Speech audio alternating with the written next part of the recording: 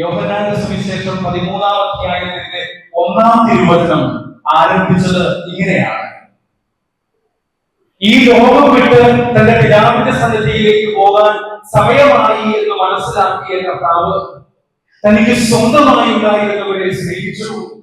അവസാനം വരെ അവൻ അവരെ സ്നേഹിച്ചു. ഈ അവസാനം വരെ എന്ന വാക്ക് എനിക്ക് തോന്നുന്നു വളരെ പ്രധാനപ്പെട്ടതാണ്. തനിക്ക് സ്വന്തമായി ഉണ്ടായിരുന്നവരെ അവൻ സ്നേഹിച്ചു എന്ന് പറഞ്ഞ് അവസാനിപ്പിക്കുകയാണ്. മറിച്ച് യോഹന്നാൻ ഒരു കോമയിട്ട് ആഡ് ചെയ്യാണ്: അവൻ അവസാനം വരെ അവരെ സ്നേഹിച്ചു. അവസാനം എന്ന വാക്കിന് പൂർണ്ണതയെന്നോ മുഴുവനായി എന്നോ അർത്ഥമുണ്ട്. യേശു കർത്താവ് തന്റെ ജീവിതത്തിന്റെ അവസാനം എന്ന് പറയുമ്പോൾ അതിന്നും അവസാനിച്ചിട്ടില്ലാത്ത, നിലയ്ക്കാത്ത, നിരന്തരമായ ഒരു സ്നേഹമാണ് എന്ന് സഹോദരങ്ങളെ നമുക്ക് എല്ലാവർക്കും അറിയാം. കാരണം അവൻ പീഡകൾ സഹിച്ച്, പെസഹാവ്യാഴത്തിൽ ആരംഭിച്ച പീഡകൾ സഹിച്ച് മരിച്ചു കിടന്നവനാണ് എന്നും ദൈവത്തിനസന്നിധിയിലേക്ക് തന്നെ സമർപ്പിച്ചവനാണ് എന്നുമുള്ള ബോധ്യത്തോടുകൂടെയാണ് ഞാൻ നിങ്ങളിലൊക്കെ ഈ പെസഹ ആചരണം നടത്തുന്നത് എന്ന് തിരിച്ചറിയുമ്പോഴാണ് ദൈവികമായ ഈ കൃപാവരത്തിന് വേണ്ടി, ഈ ഓർമ്മയാചരണത്തിന് വേണ്ടി ഞാൻ നിങ്ങളും ദൈവത്തിനസന്നിധിയിലായത്. അതുകൊണ്ട് തന്നെയും പ്രിയപ്പെട്ടവരെ, ദൈവസ്നേഹം അനുഭവവേദ്യമാക്കുകയും അതോടൊപ്പം പകർന്നു നൽകുകയും ചെയ്യുന്ന 3 കാര്യങ്ങൾ അഥവാ 3 സംഭവങ്ങളാണ് പെസഹ ആചരണത്തിൽ ഞാനും നിങ്ങളും മനസ്സിലേക്ക് കൊണ്ടുവരുന്നത്, ധ്യാന വിഷയമാകുന്നത്. ഒന്നാമത്തേത് സ്നേഹത്തിന്റെ അടയാളമായ കാലുകഴുകലാണ്. രണ്ടാമത്തേത് സ്നേഹകൂദാശയായ വിശുദ്ധ കുർബാന സ്ഥാപിക്കുന്നതും വിശുദ്ധ കുർബാന അർപ്പണത്തിന് വേണ്ടി പൗരോഹിത്യം സ്ഥാപിക്കുന്നതുമാണ്. മൂന്നാമത്തേത് സ്നേഹത്തിന്റെ കൽപ്പന നൽകലാണ്. ഈ 3 പ്രധാനപ്പെട്ട സംഭവങ്ങളാണ് വിശുദ്ധ ബൈബിളിന്റെ സുവിശേഷത്തിന്റെ പശ്ചാത്തലത്തിൽ ചിന്തിക്കുമ്പോൾ പെസഹാവ്യാഴം നമ്മുടെ മനസ്സിലേക്ക് വരുന്ന സന്ദേശം എന്ന് നമുക്കറിയാം. ഇതോട് ചേർത്ത് മാർത്തോമാ നസ്രാണികൾ എന്ന് വിളിക്കപ്പെടുന്ന നമുക്കൊരു പാരമ്പര്യം കൂടിയുണ്ട്. പെസഹ ആചരണം ദേവാലയത്തിൽ പൂർത്തിയാക്കി വീടുകളിൽ ചെന്നിട്ട് അപ്പം മുറിക്കൽ ശുശ്രൂഷയിലൂടെ കുടുംബനാഥന്റെ നേതൃത്വത്തിൽ കുടുംബാംഗങ്ങൾ ഒന്നു ചേർന്ന് ആ സ്നേഹം പങ്കിടുന്നതിലൂടെയാണ് പെസഹ ആചരണം പ്രിയപ്പെട്ടവരെ നമ്മുടെ ജീവിതങ്ങളിൽ, നമ്മുടെ കുടുംബങ്ങളിൽ അർത്ഥവത്താകുന്നത് എന്നും നമുക്കെല്ലാവർക്കും അറിയുന്ന കാര്യമാണ്. കാരണം നമ്മുടെ ഗുരുവും നാഥനുമായ കർത്താവ് തന്റെ സ്വന്തമായിരുന്ന ശിഷ്യന്മാരെ വിട്ട് തന്റെ പിതാവിന്റെ അടുക്കിലേക്ക് പോകാനുള്ള സമയമായി എന്ന് തിരിച്ചറിഞ്ഞു കഴിഞ്ഞപ്പോ അവരെ 12 പേരെ അടുത്ത് വിളിച്ച് പെസഹ ഒരുക്കി അവരുടെ കാൽക്കലിരുന്ന് അവരുടെ പാദങ്ങൾ കഴുകുന്ന കർത്താവ് എളിമയുടെയും വിനയത്തിന്റെയും ഉന്നതമായ ഒരു മാതൃക നമുക്ക് നൽകുന്നുണ്ട്. ഈ മാതൃകയോടുകൂടിയാണ് പെസഹ ആചരണം കർത്താവ് അവസാനമായി നടത്തിയത് എന്ന് നമുക്കറിയാം. അതോട് ചേർത്ത് തന്നെയാണ് നിങ്ങൾ പരസ്പരം സ്നേഹിക്കുമെന്ന കൽപ്പന കൊടുത്തുകൊണ്ട് യേശു കർത്താവ് സ്നേഹത്തിന്റെ പുതിയ സന്ദേശവുമായി ഈ ലോകത്തിലേക്ക് വന്നത്. ഇവിടെ നമ്മൾ മനസ്സിലാക്കേണ്ടുന്ന ഒരു കാര്യമുണ്ട്. പഴയ നിയമത്തില് മോശ വഴിയായി ദൈവം നൽകിയ 10 കൽപ്പനകൾക്കും എന്നാൽ യഹൂദന്മാര് അനുഷ്ഠിച്ചു പോന്നിരുന്ന 613 പ്രമാണങ്ങൾക്കും ഉപരിയായി സ്നേഹത്തിന്റെ കൽപ്പന നൽകിക്കൊണ്ടാണ് യേശു കർത്താവ് പെസഹായുടെ ആചരണത്തിനായി അണഞ്ഞത് എന്ന് നമുക്ക് മനസ്സിലാവും. നിങ്ങൾ പരസ്പരം സ്നേഹിക്കുമെന്നുള്ളതാണ് കർത്താവ് നൽകുന്ന ഈ കൽപ്പന. അതോടൊപ്പം തന്നെ യേശു കർത്താവ് തന്നെ പൂർണ്ണമായും ഈ ലോകത്തിന് നൽകുന്ന ദിവ്യ കാരുണ്യമായി ഒരു ഗോതമ്പപ്പം കയ്യിലെടുത്ത് ഇതെന്റെ ശരീരമാകുന്നു എന്ന് യേശു കർത്താവ് പറയുമ്പോ ഇത് കേവലം ഒരു ഡയലോഗ് മാത്രമല്ല എന്ന് നമുക്ക് എല്ലാവർക്കും അറിയാം. മറിച്ച് പെസഹ ആചരിച്ചതിന് ശേഷം പിറ്റേ ദിവസം ദുഃഖവെള്ളിയാഴ്ച കാൽവരി കുരിശിൽ തകർക്കപ്പെടാൻ പോകുന്ന ശരീരമാണ്, ചിന്തപ്പെടാൻ പോകുന്ന രക്തമാണ് തന്റേത് എന്നുള്ള ഉറച്ച ബോധ്യത്തോടു കൂടിയാണ് മരണത്തിന്റെ ഗന്ധമുള്ള ആ അവസാന കാലത്തിൽ യേശു കർത്താവ് തന്റെ 12 പേരോടുകൂടി ഒരുമിച്ച് ചേർന്ന് ആ പെസഹ ആചരിച്ചത്. പിറ്റേ ദിവസം ദുഃഖവെള്ളിയാഴ്ച ബലിയർപ്പകനാകാൻ പോകുന്നതും ബലിവസ്തുവാകുന്നതും കുഞ്ഞാനായ ഞാൻ തന്നെയാണ് എന്നുള്ള ബോധ്യത്തോടു കൂടെയാണ്. കർത്താവ് തന്നെ ശിഷ്യന്മാരുടെ കാൽക്കൽ സമർപ്പിച്ച സ്നേഹത്തിന്റെ കൂദാശ സ്ഥാപിക്കുന്നതും പൗരോഹിത്യത്തെ സ്ഥാപിക്കുന്നതും ഇന്ത്യയുടെ സ്വതന്ത്ര ഭാരതത്തിന്റെ ആദ്യത്തെ പ്രധാനമന്ത്രിയായിരുന്ന പണ്ഡിറ്റ് ജവഹർലാൽ നെഹ്റു ഒരു വിൽപത്രം എഴുതി വെച്ചിരുന്നു. ആ വിൽപത്രത്തിന്റെ അവസാന ഭാഗത്ത് അദ്ദേഹം ഇങ്ങനെ എഴുതുന്നുണ്ട്: ഞാൻ മരിച്ചു കഴിയുമ്പോൾ ഭാരതീയ ആചാരപ്രകാരം എന്റെ ശവശരീരം ദഹിപ്പിച്ച് കിട്ടുന്ന ചാരം ഒരു മൺകുളത്തിനകത്താക്കി ഒരു എയറോപ്ലെയിനിൽ കയറ്റി ഇന്ത്യ മുഴുവൻ കൊണ്ടുപോകണം. എന്നിട്ട് ഇന്ത്യയിലുള്ള എല്ലാ വാട്ടർ ബോഡികളിലും, എല്ലാ തടാകങ്ങളിലും, എവിടെയൊക്കെയാണോ വലിയ ജലാശയങ്ങൾ ഉള്ളത് അവിടെയൊക്കെ എന്റെ ഈ ചാരം നിമജ്ജനം ചെയ്യണം, ആ വെള്ളത്തിൽ കലക്കണം. എന്തിനു വേണ്ടിയിട്ടാണ് ജവഹർലാൽ നെഹ്റു ഇപ്രകാരം തന്റെ അവസാനമായി എഴുതുന്ന വിൽപത്രത്തില് എഴുതിയത് എന്ന് അദ്ദേഹം തന്നെ വ്യക്തമാക്കുന്നുണ്ട്. അതിങ്ങനെ തുടർന്നു: ഇന്ത്യ ഉള്ളിടത്തോളം കാലം എന്റെ ശരീരം കത്തിച്ചു കിട്ടിയ ചാരം കലങ്ങിയ വെള്ളം കുടിക്കുന്ന ഇന്ത്യക്കാരായ പൗരന്മാരിലൂടെ എനിക്ക് ലോകാവസാനം വരെയും ഒരു ഇന്ത്യൻ പൗരനായി ജീവിക്കണം. അതിനു വേണ്ടിയിട്ടാണ് ഞാൻ മരിച്ചു കഴിഞ്ഞാലും എന്റെ ശവശരീരം ദഹിപ്പിച്ചു കിട്ടുന്ന ചാരം വെള്ളത്തിൽ കലർത്തേണ്ടത്. അത് കുടിക്കുന്ന ജീവജാലങ്ങളിലൂടെ, അത് കുടിക്കുന്ന ഇന്ത്യക്കാരിലൂടെ ഒരു ഇന്ത്യൻ പൗരനായി ഇന്ത്യ ഉള്ളിടത്തോളം കാലം എനിക്ക് ജീവിക്കണമെന്നുള്ള ജവഹർലാൽ നെഹ്റുവിന്റെ ആഗ്രഹത്തിന്റെ പൂർത്തീകരണം സംഭവിച്ചു എന്നും പ്രിയപ്പെട്ടവർ ഇന്ത്യൻ ചരിത്രം പഠിച്ചിട്ടുള്ളവർക്ക് അറിയുന്ന വസ്തുതയാണ്.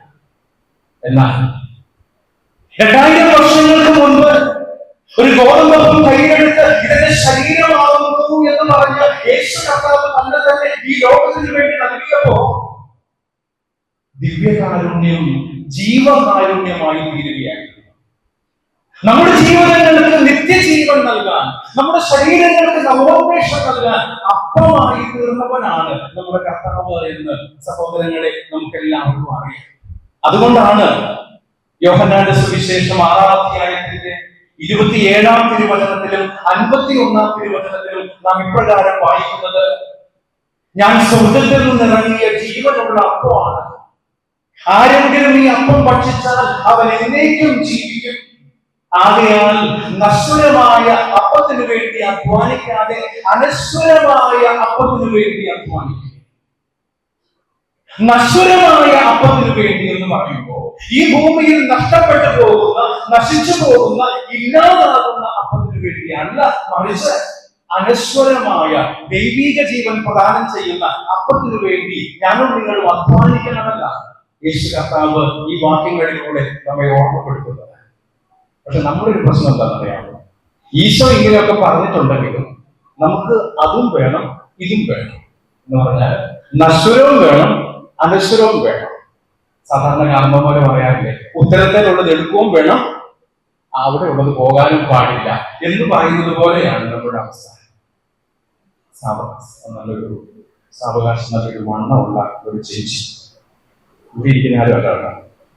ഒരു ഡോക്ടറെ അടുത്ത് എന്നിട്ട് ഡോക്ടറോട് പറഞ്ഞു, സാറെ കണ്ടില്ലേ, ഞാനിങ്ങനെ ദിനം പ്രതി ഇങ്ങനെ വണ്ണം വെച്ച് വരികയാണ്, മുകളിലോട്ട് വളരുന്നില്ല, സൈഡിലേക്ക് മാത്രമേ വളരുന്നുള്ളൂ. അതുകൊണ്ട് ഈ വണ്ണം കുറയ്ക്കാനുള്ള എന്തെങ്കിലും മരുന്നുണ്ടെങ്കിൽ ചേച്ചിക്ക് സ്ലിം ബ്യൂട്ടി ആകണം, ഇതാണ് ആഗ്രഹം. അതുകൊണ്ട് സ്ലിം ബ്യൂട്ടി ആകാനുള്ള എന്തെങ്കിലും മരുന്ന് വേണം എന്ന് ഡോക്ടറിനോട് പറഞ്ഞു. അപ്പൊ ഡോക്ടർ ഈ ചേച്ചിയോട് പറഞ്ഞു, ചേച്ചി ഡയറ്റ് കൺട്രോൾ ചെയ്യണമെന്ന് പറഞ്ഞു. ഡയറ്റ് കൺട്രോൾ എന്ന് പറഞ്ഞാൽ നമുക്കറിയാം, തിന്നുന്ന കാര്യത്തെ കുറിച്ച് ശ്രദ്ധിക്കണം കേട്ടോ, നിയന്ത്രണങ്ങളൊക്കെ ഏർപ്പെടുത്തണം എന്നുള്ളതാണ്.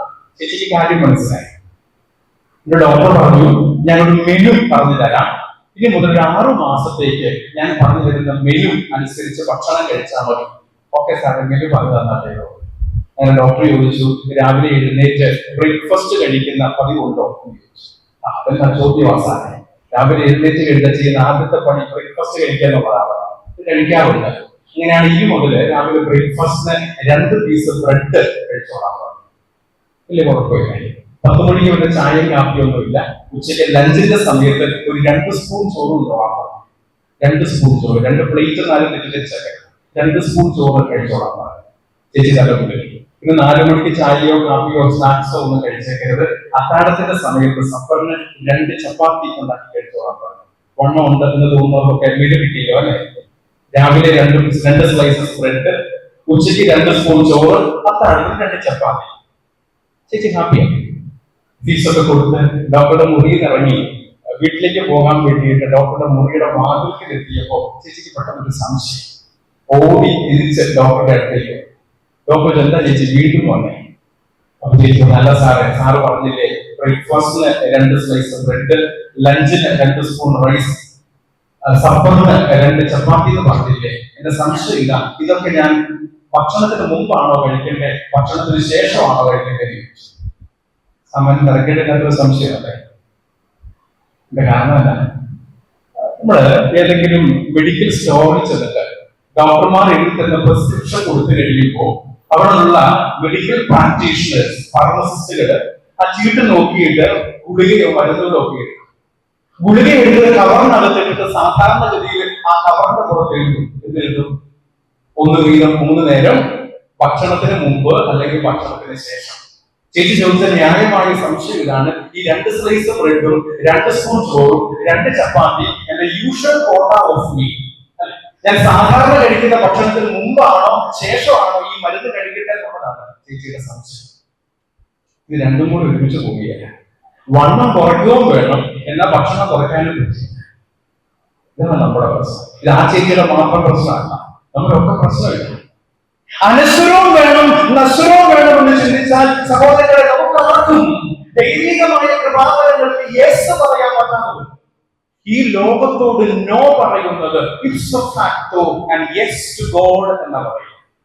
ഈ ലോകത്തോട്, ലോക സന്തോഷങ്ങളോട് നോ പറയാൻ പഠിച്ചാൽ അത് ദൈവത്തോടുള്ള യെസ് ആയി തീരുമെന്നുള്ളതാണ് പെസഹാവ്യാഴം നമ്മെ ഓർമ്മപ്പെടുത്തുന്നത് എന്ന് തിരിച്ചറിഞ്ഞു കഴിയുമ്പോൾ ആ ദൈവികമായ കൃപാവരങ്ങൾ നമുക്ക് വേണ്ടി സ്നേഹം ഘനീഭവിക്കുന്ന ഒരു ദിവസമായി പെസഹാവ്യാഴം മാറുകയാണ്. യേശു കർത്താവ് തന്നെ ഈ ലോകത്തിന് വേണ്ടി സമർപ്പിക്കുന്നത് വഴിയായി. അതുകൊണ്ടല്ലേ നിയമാവർത്തന പുസ്തകത്തിന്റെ ഗ്രന്ഥകാരൻ 4-ാം അധ്യായത്തിന്റെ 7-ാം തിരുവചനത്തിൽ ഇങ്ങനെ ചോദിക്കുന്നുണ്ട്: നാം വിളിച്ചപേക്ഷിക്കുമ്പോഴൊക്കെ നമ്മുടെ ദൈവമായ കർത്താവ് നമുക്ക് സമീപസ്ഥനായിരിക്കുന്നത് പോലെ ദൈവം ഇത്രമാത്രം അടുത്തുള്ള വേറെ ഏത് ശ്രേഷ്ഠതയുണ്ട്? ഇത് ചോദ്യത്തെക്കാൾ ഉപരി ഒരു സ്റ്റേറ്റ്മെന്റ് ആണ്, ഒരു വിശ്വാസ പ്രഘോഷണമായത്. നാം വിളിച്ചപേക്ഷിക്കുമ്പോഴൊക്കെ നമ്മുടെ ദൈവമായ കർത്താവ് നമുക്ക് സമീപസ്ഥനായുള്ളത് പോലെ ദൈവം ഇത്രമാത്രം അടുത്തുള്ള വേറെ ഏത് ശ്രേഷ്ഠതയുണ്ട്? വേറെ ഒരു ജനങ്ങൾക്കും ഇപ്രകാരം ഒരു ദൈവമില്ല എന്ന ഉറച്ച ബോധ്യത്തോടെ, വിശ്വാസത്തോടു കൂടിയാണ് നിയമാവർത്തന പുസ്തകത്തിന്റെ ഗ്രന്ഥകർത്താവ് ഇപ്രകാരം ഒരു വിശ്വാസ പ്രഘോഷണം നടത്തുന്നത്.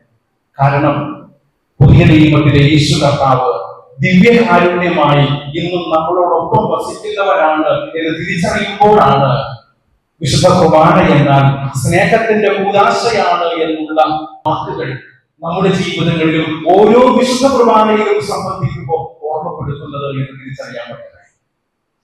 അതുകൊണ്ട് തന്നെയും പ്രിയപ്പെട്ടവരെ, വിശുദ്ധ ജോൺ പോൾ രണ്ടാമൻ മാർപ്പാപ്പ എഴുതിയ എക്ലേസിയ ദെ യൂക്കറിസ്റ്റിയ എന്ന എൻസൈക്ലിക്കൽ ലെറ്ററിലൂടെ വിശുദ്ധ കുർബാനയെ കുറിച്ച് 3 കാര്യങ്ങളാണ് പഠിപ്പിക്കുന്നത്.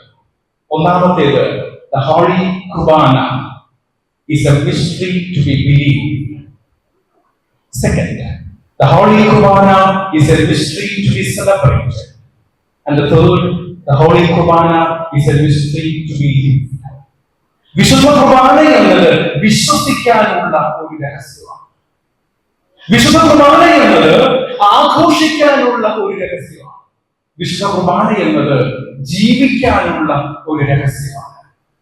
വിശുദ്ധ കുർബാനയിൽ വിശ്വസിക്കാൻ, വിശുദ്ധ കുർബാന ആഘോഷമാക്കാനും, വിശുദ്ധ കുർബാന ജീവിക്കാനും നമ്മെ ആഹ്വാനം ചെയ്യുന്ന ദിവസമാണ്